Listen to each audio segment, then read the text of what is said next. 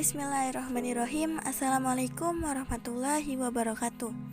Perkenalkan, nama saya Hoirunisa dari kelas Manajemen Dakwah B 2019 dengan NIM 1930504053. Video ini dibuat untuk memenuhi tugas pertama dari mata kuliah Manajemen Pers Dakwah dengan dosen pengampu Bapak Imron Supriyadi M.Hum.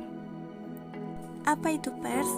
Pers menurut Kustadi Suhandang yaitu seni atau keterampilan mencari, mengumpulkan, mengolah, menyusun, dan menyajikan berita tentang peristiwa yang terjadi sehari-hari secara indah dalam rangka memenuhi segala kebutuhan hati nurani halayaknya. Selanjutnya kita masuk ke sejarah pers di Indonesia. Yang pertama yaitu sejarah pers pada masa Belanda.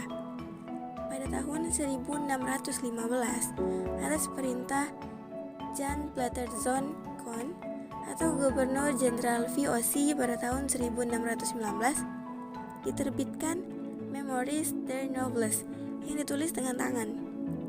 Pada Maret 1688 tiba mesin cetak pertama di Indonesia dari Belanda. Dan atas instruksi dari pemerintah diterbitkan surat kabar tercetak pertama. Lalu terbit surat kabar yang diusahakan oleh pemilik percetakan-percetakan di beberapa tempat di Jawa.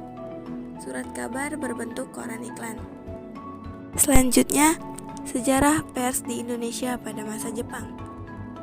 Pada masa ini, semua surat kabar di Indonesia yang semula berusaha dan berdiri sendiri dipaksa menjadi satu, dan segala bidang usahanya disesuaikan dengan rencana-rencana serta tujuan tentara Jepang untuk memenangkan Dai Toa Senso atau Perang Asia Timur Raya. Pada masa Jepang, pers merupakan alat Jepang dan semua beritanya pro terhadap Jepang. Selanjutnya, sejarah pers pada masa revolusi fisik. Pada saat-saat proklamasi dicetuskan, banyak para wartawan yang ikut serta dalam usaha-usaha proklamasi dengan pegangan teguh semboyan, sekali merdeka, tetap merdeka. Lanjut, sejarah pers pada masa demokrasi liberal. Pada masa ini, untuk memperoleh pengaruh dan dukungan pendapat umum, pers yang ada pada umumnya mewakili aliran-aliran politik yang saling bertentangan, menyalahgunakan kebebasan pers, dan terkadang melampaui batas kesopanan. Yang terakhir, sejarah pers di Indonesia pada masa Orde Baru. Kehidupan pers pada masa ini sangat memprihatinkan karena selalu diawasi pemerintah. Lembaga media umumnya tidak memberikan kesempatan mengembangkan kreasinya dalam mengangkat suatu realitas. Selanjutnya, media massa tradisional dan media massa modern. Media massa tradisional adalah media massa dengan otoritas dan memiliki organisasi yang jelas sebagai media massa. Contohnya, surat kabar, majalah, radio, televisi, dan film layar lebar. Yang kedua yaitu media massa modern. Contohnya internet dan telepon seluler. Selanjutnya, fungsi pers. Fungsi pers yang pertama yaitu sebagai pelaku media informasi. Pers memberi dan menyediakan informasi tentang peristiwa yang terjadi kepada masyarakat. Yang kedua yaitu fungsi pendidikan. Fungsinya yaitu untuk menambah pengetahuan dan wawasan masyarakat.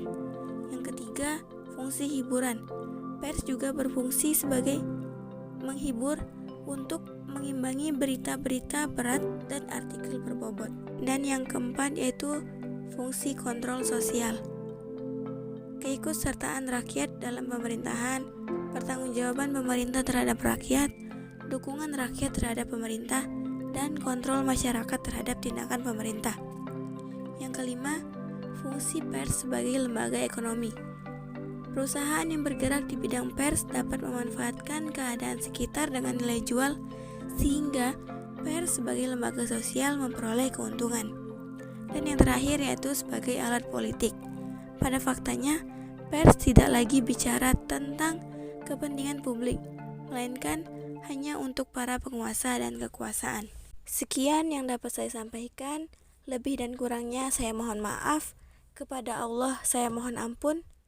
Wallahul muwaffiq ila aqwamit thoriq. Wassalamualaikum warahmatullahi wabarakatuh.